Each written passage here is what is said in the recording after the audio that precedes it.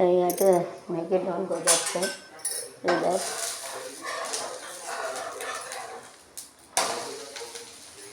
So you have to give a Koduma dosa also, you can do it. We are using dal.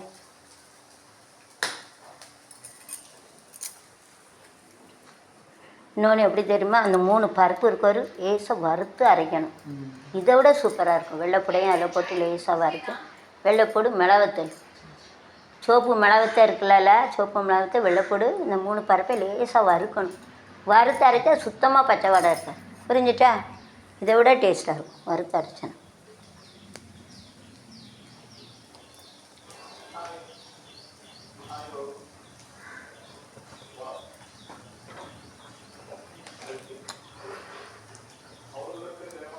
So you have to take a 3 dal, tuvar dal, and you have to take a ulund dal, and you have to take a tuvar dal, ulund dal, and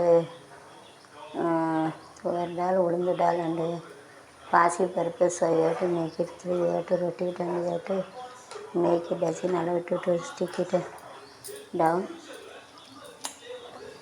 சூப்பராக இருக்குது. அடியில் பிடிக்காமல் இருக்கணும்.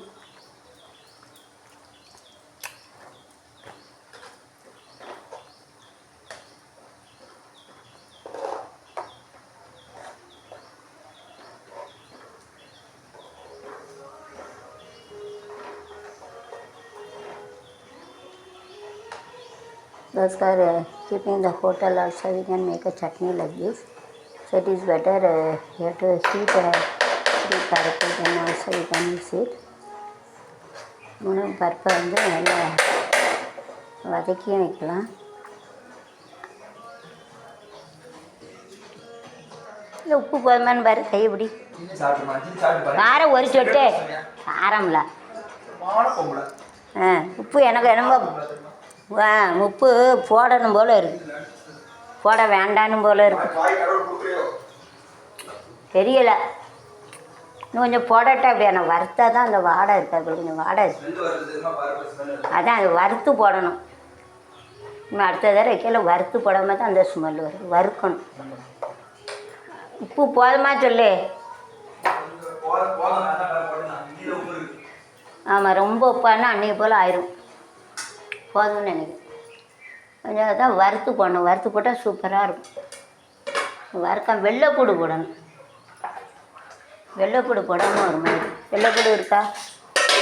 வெள்ளைப்பூடு போட்டால் தான் இந்த வாடை இருக்குது.